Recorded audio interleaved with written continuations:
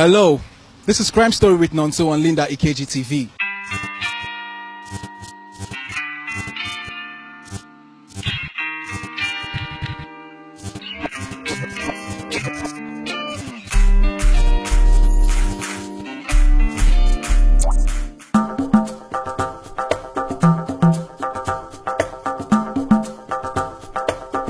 This area is called Ojodu Bega, and I am right in front of the house of late Mrs. Oluwakemi Afolabi, who was murdered on Sunday, March the 19th. She was butchered to death by a man named Alfa Taufik Hazan. She was beheaded, her hands and legs were cut off, her stomach was turned open, and her private parts was defiled. She was a mother of 3, a hardworking provision store owner who's been toiling and struggling so her kids can get the life that they deserve, being that she's a widow who lost her husband 4 years ago. 38-year-old Oluwakemi Afolabi received a strange phone call that fateful morning, dropped some money for food and left the house without specifically saying where she was going. Mrs. Afolabi went missing, and after 24 hours, her body parts were found in a sack bag.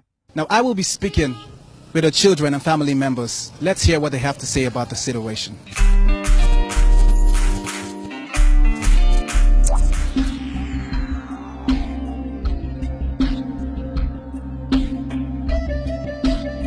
"38-year-old Oluwakemi Afolabi has been struggling so hard for 4 years since the demise of her husband, just so these kids can go to school and have a better life. Unfortunately, that has snatched her away with the help of wicked people in this world."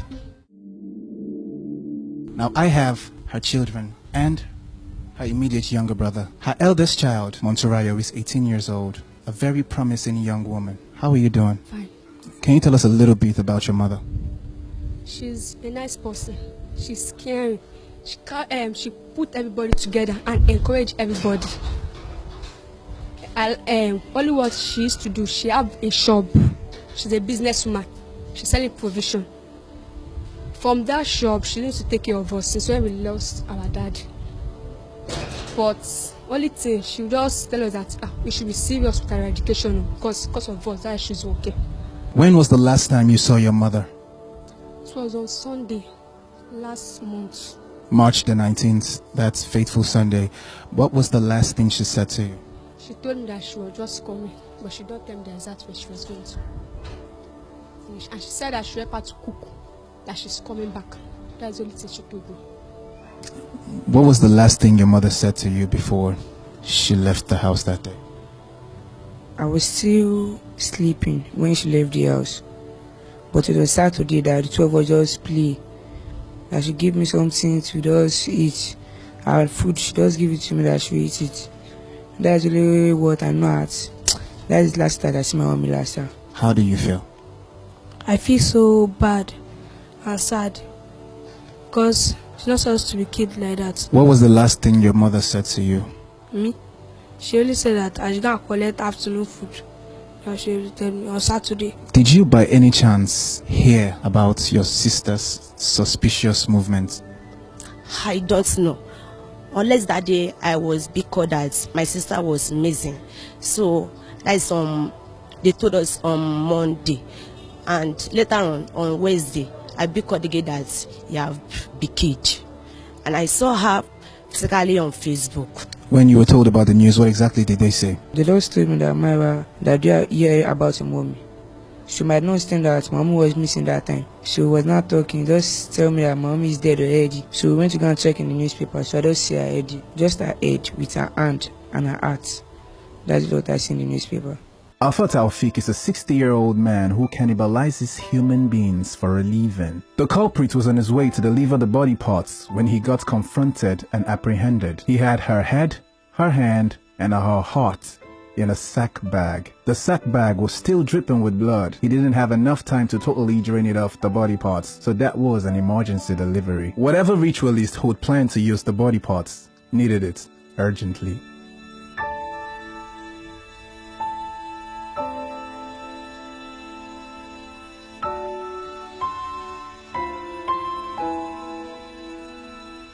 Your sister was butchered to death. Have you by any chance been allowed to see the body parts since that day? No, they will not give us any something to go and see her for that place. So I didn't know have police there do their work, but since that time, we not see the person. We not see the Bashar for that place. Did they give you any particular reason why they can't allow you see her body parts? No, they don't give me any particular something. They just told me that it's not yet for me to go and see her. So maybe do some investigation about it. So I don't say, okay, no one. Did they let you see the man who did this hideous act? No.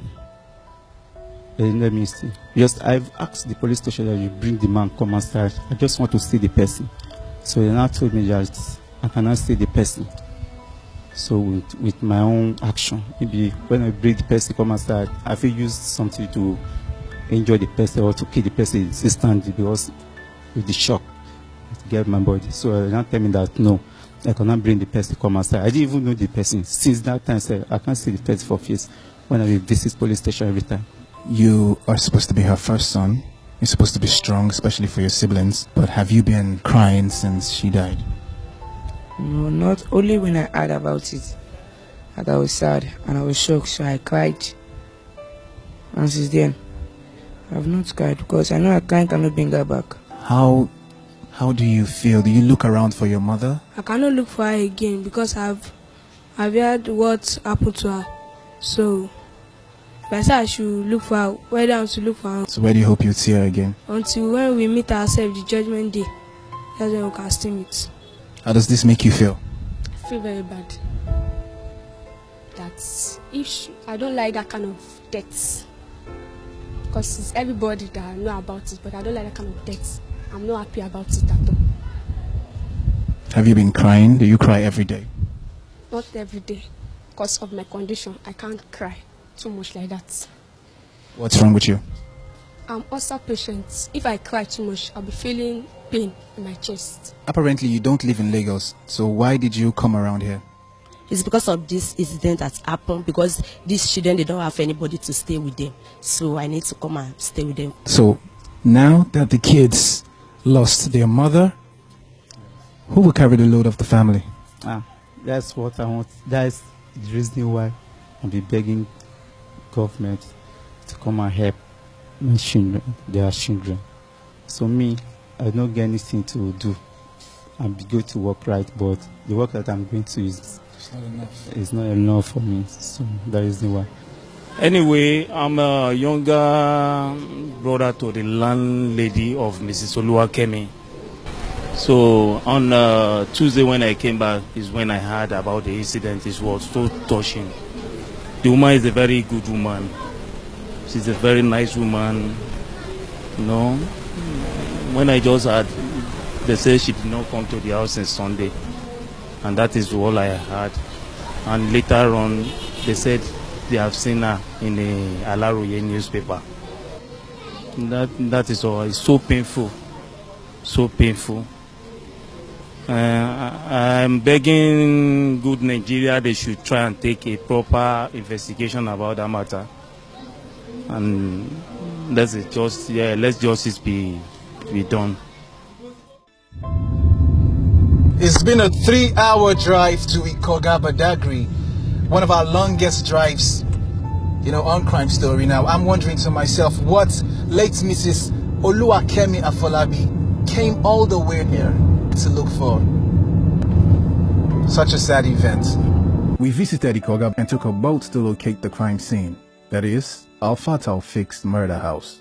Unfortunately, the place is still under investigation and sealed by the police.